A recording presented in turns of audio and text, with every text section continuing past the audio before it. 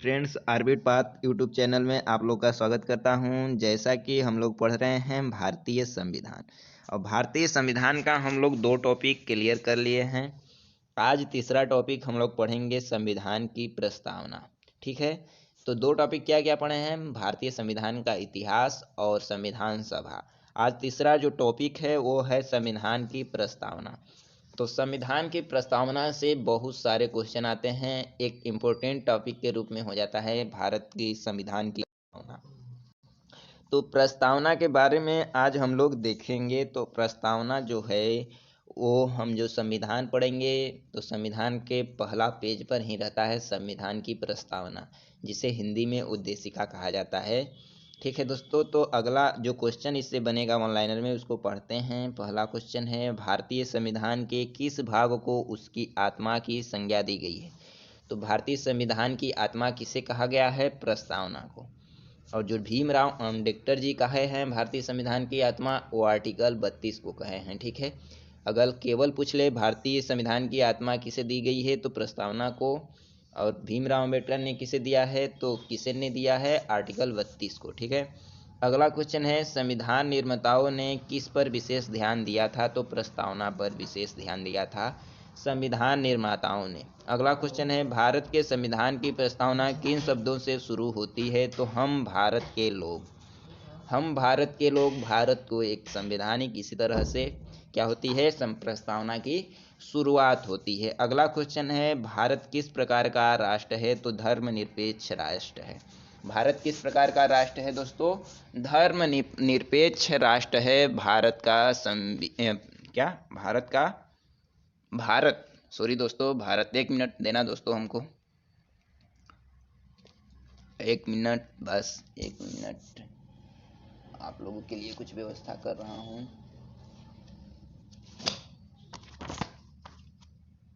ठीक है, अगला क्वेश्चन क्या है दोस्तों? अगला क्वेश्चन है, धर्मनिरपेक्ष का क्या अर्थ है? धर्मनिरपेक्ष का क्या अर्थ है दोस्तों? तो धर्मनिरपेक्ष का अर्थ है सभी धर्मों को महत्व को स्वीकार करना, धर्मनिरपेक्ष का अर्थ है। ठीक है दोस्तों, अगला क्वेश्चन है, भारत एक धर्मनिरपेक्ष राज्य है, इसका मतलब है कि भारतीय राज्य किसी निश्चित धर्म का समर्थन नहीं करता है। तो भारतीय राज्य किसी निश्चित धर्म का समर्थन नहीं करता है, इसका मतलब है कि भारत एक धर्मनिरपेक्ष राज्य है। धर्मनिरपेक्ष का मतलब ही होता है कि किसी धर्म से संबंधित नहीं, यानी कि जो आपका संविधान चल रहा है दोस्तों वह किसी धर्म से संबंधित नहीं है, तो उसी को क्या कहते हैं? धर्मनिरपेक्ष राज्य कहते हैं। क्या कहते हैं दोस्तों? धर्मनिरपेक्ष राज्य कहते हैं। अगला क्वेश्चन बन जाता है जो मेरा हो जाता है कि गणतंत्र राष्ट्र होता है। गणतंत्र राष्ट्र होता है राज्य जहां पर अध्यक्ष वंशानुगत रूप में न हो। तो गणतंत्र राष्ट्र होता है राज्य जहां पर अध्यक्ष वंशानुगत रूप में न हो, उसे क्या कहते हैं? गणतंत्र राष्ट्र होता है। जैसे हमारे देश में प्रधानमंत्री का चुनाव होता है, राष्ट्रपति का, मुख्यमंत्री का, वह वंशानुगत नहीं है, वो कोई भी व्यक्ति बन सकता है। ठीक है, तो उसी को कहते हैं गणतंत्र। ठीक है, लोगों का शासन। अभी जो प्रस्तावना है, प्रस्तावना को एक बार हम आपके सम्मुख पढ़ देते हैं, तो इससे क्या होगा कि जो आप लोग को क्वेश्चन समझने में बहुत आसानी होगी। तो एक बार ध्यान से सुनना प्रस्तावना भारत की और उद्देशिका। ठीक है, जो क्वेश्चन हम लोग पढ़ रहे हैं उसी से आ रहा है, बस केवल थोड़ा सा छोटा सा टॉपिक है प्रस्तावना या उद्देशिका, उसको हम लोग पढ़ रहे हैं, हम पढ़ रहे हैं। ठीक है, एक बार ध्यान से सुनना। क्या लिखा है उद्देशिका में कि हम भारत के लोग भारत को एक संपूर्ण प्रभुत्व संपन्न समाजवादी पंथ निरपेक्ष लोकतांत्रात्मक गणराज्य बनाने के लिए तथा उसके समस्त नागरिकों को सामाजिक, आर्थिक व राजनीतिक न्याय को 3 प्रकार कहा है, सामाजिक, आर्थिक और राजनीतिक न्याय, विचार, अभिव्यक्ति, विश्वास, धर्म और उपासना की स्वतंत्रता को 5 प्रकार दिया है, विचार, अभिव्यक्ति, विश्वास, धर्म और उपासना की स्वतंत्रता, प्रतिष्ठा और अवसर की समता, समानता को क्या? प्रतिष्ठा और अवसर की समानता या समता प्राप्त कराने के लिए तथा उन सब में व्यक्ति की गरिमा और राष्ट्र की एकता और अखंडता सुनिश्चित करने वाली बंधुता बढ़ाने के लिए।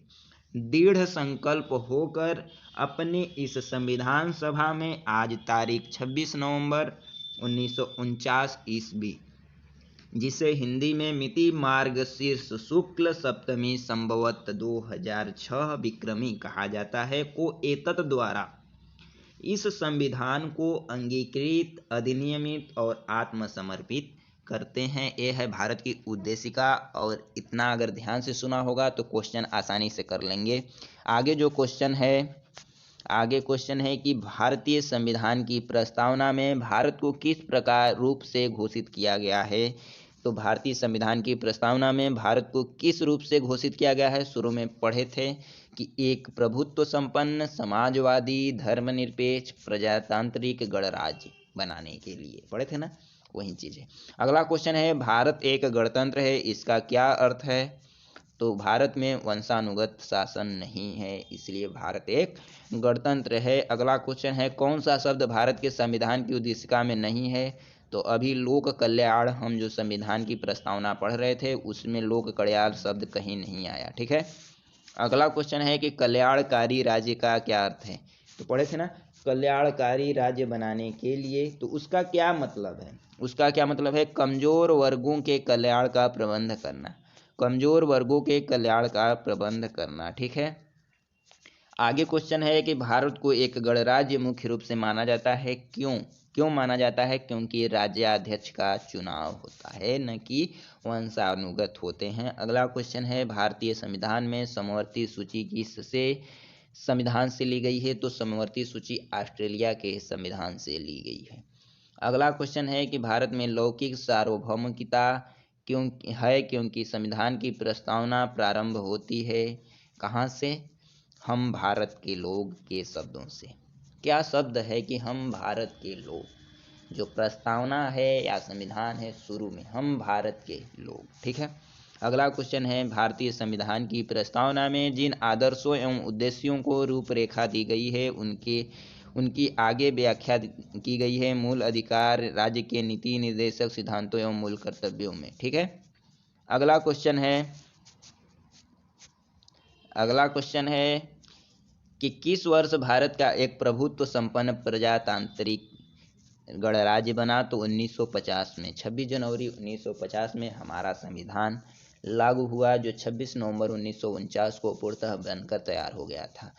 तो उसी दिन 1950 को ही भारत एक प्रभुत्व संपन्न प्रजातांत्रिक गणराज्य बना, ठीक है। आगे देखेंगे दोस्तों, ये इतना इम्पोर्टेंट टॉपिक है दोस्तों कि इससे इतने क्वेश्चन पूछे गए हैं। जो वनडे एग्जाम है उसमें इतने क्वेश्चन पूछे गए हैं यूपी और जो पेपर होते हैं जैसे यूपी पीसीएस और एमपी पीसीएस, कोई भी पीसीएस, कहीं का भी पीसीएस एग्जाम हो, यूपीएससी एग्जाम हो, एनडीए एग्जाम हो, इस समय भर के क्वेश्चन आए हैं दोस्तों। अभी देखते हैं हम लोग क्या है पहला क्वेश्चन। तो ये टॉपिक आप लोग के लिए बहुत इंपॉर्टेंट हो जाता है। पहला क्वेश्चन है, भारतीय गणतंत्र की जो 26 जनवरी 1950 को सही संवैधानिक वस्तु स्थिति क्या थी जब संविधान लागू किया गया था। तो जब संविधान लागू किया गया था तो उस समय सही स्थिति क्या थी, उसकी सही स्थिति थी संपूर्ण प्रभुत्व संपन्न लोकतांत्रिक गणराज्य, ठीक है, लोकतंत्रात्मक गणराज्य। अभी पढ़ेंगे, ठीक है दोस्तों। आगे क्वेश्चन क्या बनता है कि भारतीय संविधान की प्रस्तावना में पंथ निरपेक्ष शब्द जोड़ा गया। तो कौन से संविधान संशोधन के समय पंथ निरपेक्ष शब्द जोड़ा गया। तो 42वें संविधान संशोधन के तहत पंथ निरपेक्ष शब्द जोड़ा गया भारतीय संविधान में। देख रहे हैं यूपी पीसीएस 3 बार आया है। अगला क्वेश्चन है कि संविधान में हमारे राष्ट्र का उल्लेख किस नामों से किया गया है। तो हमारे राष्ट्र का उल्लेख संविधान में किस नाम से किया गया है, भारत तथा इंडिया। भारत अर्थात इंडिया नाम से किया गया है, ठीक है। अगला क्वेश्चन है कि भारतीय संविधान की प्रस्तावना में निम्नलिखित की स्वतंत्रता का वर्णन नहीं है। तो स्वतंत्रता हम लोग 3 प्रकार की देखे थे। कितने प्रकार की स्वतंत्रता देखे थे? स्वतंत्रता देखे थे हम लोग 5 प्रकार की। 5 प्रकार की। कौन कौन था? विचार, अभिव्यक्ति, विश्वास, धर्म और उपासना की स्वतंत्रता। तो इसमें से कौन नहीं है? विचार भी है, और विश्वास भी है, तो कौन नहीं होगा? ऑप्शन नंबर डी, आर्थिक स्वतंत्रता नहीं होता है। ठीक है, अगला क्वेश्चन है भारतीय संविधान का कौन सा भाग संविधान की आत्मा कहलाता है? तो कौन सा भाग संविधान की आत्मा कहलाता है? उद्देशिका। उद्देशिका को संविधान की आत्मा कहते हैं। भर भर के क्वेश्चन आया है। ठीक है, आगे क्वेश्चन देखेंगे। एक मिनट दोस्तों, डिस्टर्ब हो गया है।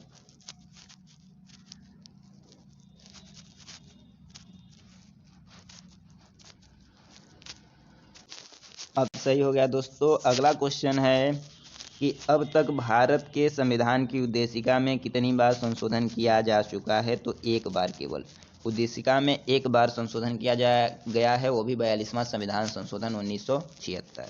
अगला क्वेश्चन है कि भारतीय संविधान की उद्देशिका में परिवर्तन किस संशोधन अधिनियम? तो 42वां संविधान संशोधन 1976 के तहत एक बार बस संविधान की प्रस्तावना में संशोधन हुआ है। ठीक है दोस्तों, अगला क्वेश्चन हो जाता है आपका, अगला क्वेश्चन, एक मिनट, अगला क्वेश्चन है कि भारतीय संविधान की प्रस्तावना में जिन आदर्शों एवं उद्देश्यों की रूपरेखा दी गई है उनकी व्याख्या की गई है। उनकी व्याख्या किसमें की गई है? तो मूल अधिकारों, राज्य के नीति निर्देशक सिद्धांतों एवं मौलिक कर्तव्यों के अध्याय में किसकी? भारतीय संविधान की प्रस्तावना जिनमें आदर्शों एवं उद्देश्यों की रूपरेखा दी गई है उनकी व्याख्या की गई है मूल अधिकारों में, राज्य के नीति निर्देशक तत्वों में और मौलिक कर्तव्यों में। ठीक है, 3, 4, 5 ये तीनों अध्याय में। ठीक है, अध्याय मतलब भाग में। अगला क्वेश्चन क्या है दोस्तों? अगला क्वेश्चन है कि निम्नलिखित अधिकारों में कौन सा अधिकार अनुच्छेद 19(1)(d) को अनुच्छेद 21 से मिलाकर पढ़ने पर प्राप्त होता है?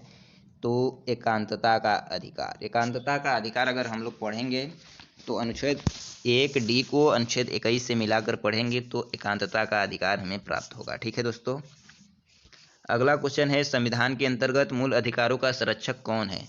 तो संविधान के अंतर्गत मूल अधिकारों का संरक्षक कौन है? तो कौन है दोस्तों? सर्वोच्च न्यायालय। ठीक है, आप लोग सोच रहे होंगे यूपी लोअर पीसीएस का क्वेश्चन क्यों पढ़े हम लोग? नहीं दोस्तों, ये सब तो इसमें दिया है और इसी का कॉपी करके एसएससी चाहे वनडे एग्जाम हम लोग के लिए क्वेश्चन बनाता है, तो इसको हम लोग पढ़ रहे हैं। ठीक है, और यही क्वेश्चन आते हैं आप लोग के पेपर में, अगर पेपर दिया होगा तो मालूम है। भारतीय संविधान के अंतर्गत निम्नलिखित में से किसे मूल अधिकारों का संरक्षक माना जाता है? तो किसे मूल अधिकारों का संरक्षक माना जाता है? न्यायपालिका को। न्यायपालिका कौन है? हमारे कोर्ट जितने भी हैं वो न्यायपालिका के अंतर्गत आते हैं। अगला क्वेश्चन है निम्नलिखित में से किस एक अधिकार को डॉक्टर BR अम्बेडकर द्वारा संविधान की आत्मा कहा गया? तो किसको? संवैधानिक उपचारों के अधिकार को। ठीक है, संवैधानिक उपचार के अधिकार को भारतीय संविधान में भीमराव अंबेडकर द्वारा संविधान की आत्मा कहा गया। ठीक है, अगला क्वेश्चन है प्रस्तावना का वह प्रावधान जो वह सभी वयस्क नागरिकों को मतदान अधिकार प्रदान करता है क्या कहलाता है? प्रजातंत्र। अगला क्वेश्चन है भारतीय संविधान के किस संशोधन द्वारा प्रस्तावना में 2 शब्द समाजवादी और धर्मनिरपेक्ष जोड़े गए? 42वां संविधान संशोधन के तहत प्रस्तावना में 2 शब्द समाजवादी, पंथनिरपेक्ष और अखंडता 3 शब्द जोड़े गए थे। ठीक है, अगला क्वेश्चन है कि भारतीय संविधान के किस भाग में स्पष्ट रूप से घोषणा की गई है कि भारत एक धर्मनिरपेक्ष राज्य है? संविधान की प्रस्तावना में उल्लेख है कि भारत एक धर्मनिरपेक्ष राज्य है। ठीक है, अगला जो क्वेश्चन बनता है संविधान के किस प्रावधान द्वारा अस्पृश्यता का अंत किया गया है? तो अनुच्छेद 17। क्वेश्चन पूछा गया है, बहुत क्वेश्चन वनडे एग्जाम में पूछा गया है अस्पृश्यता का अंत। अभी पुलिस में भी पूछा था अस्पृश्यता का अंत। ठीक है, यूपी पुलिस में। अगला क्वेश्चन है कि भारतीय संविधान का कौन सा अनुच्छेद अस्पृश्यता का उल्लंघन करता है और किसी भी रूप से इस आचरण का विरोध करता है? तो अनुच्छेद 17। अनुच्छेद 17 में क्या लिखा गया है? अस्पृश्यता का अंत, छुआछूत का अंत। ठीक है, तो अस्पृश्यता का अंत। ठीक है, और छुआछूत का अंत भी किसमें है? अगला क्वेश्चन है भारतीय संविधान का छुआछूत का अंत, उन्मूलन मतलब अंत होता है अनुच्छेद 17 में अस्पृश्यता का अंत, छुआछूत का अंत। अगला क्वेश्चन है कि भारतीय संविधान का कौन सा अनुच्छेद प्रेस की स्वतंत्रता को आश्वासित करता है? तो आश्वासित करता है। कौन सा अनुच्छेद प्रेस की स्वतंत्रता? तो अनुच्छेद 19। ठीक है दोस्तों, अगला क्वेश्चन है कि भारत का संविधान स्पष्टतः प्रेस की आज़ादी की व्यवस्था नहीं करता है किंतु यह आज़ादी अंतर्निहित है। अनुच्छेद किस अनुच्छेद में कहा गया है कि भारत का संविधान स्पष्टतः प्रेस की आज़ादी की व्यवस्था नहीं करता है, किंतु यह आज़ादी अंतर्निहित है अनुच्छेद 1 में, अनुच्छेद 1 में। ठीक है दोस्तों, अगर आप लोगों के लिए कोई भी सुझाव हमारे को हो तो आप लोग कमेंट सेक्शन में कर देना। ठीक है, कुछ ऐड करना हो, कुछ अलग तरीके से पढ़ाना हो, कुछ नया पढ़ाना हो तो आप लोग कमेंट सेक्शन में बता देना। ठीक है, आप लोग कमेंट सेक्शन में कमेंट कीजिएगा, हम सबका कमेंट पढ़ते हैं। ठीक है दोस्तों, अब रिप्लाई भी देते हैं।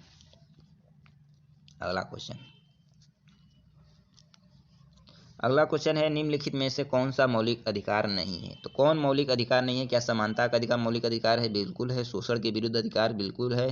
धार्मिक स्वतंत्रता का अधिकार? बिल्कुल है। संपत्ति का अधिकार जो मौलिक अधिकार में नहीं आता है, पहले आता था अब नहीं आता है। ठीक है दोस्तों, अगला क्वेश्चन है कि निम्नलिखित में से कौन मूल अधिकार विदेशी नागरिकों को प्राप्त नहीं है। तो कौन सा मूल अधिकार विदेशी नागरिकों को प्राप्त नहीं है दोस्तों? तो अभिव्यक्ति की स्वतंत्रता विदेशी नागरिकों को प्राप्त नहीं है। ठीक है, अगला क्वेश्चन है कि भारतीय संविधान द्वारा प्रदत्त निम्न में से कौन सा अधिकार गैर नागरिकों को भी उपलब्ध है। तो गैर नागरिकों यानी कि दूसरे देश के व्यक्तियों को भी उपलब्ध है। तो कौन सी स्वतंत्रता है? संवैधानिक निराकरण का अधिकार।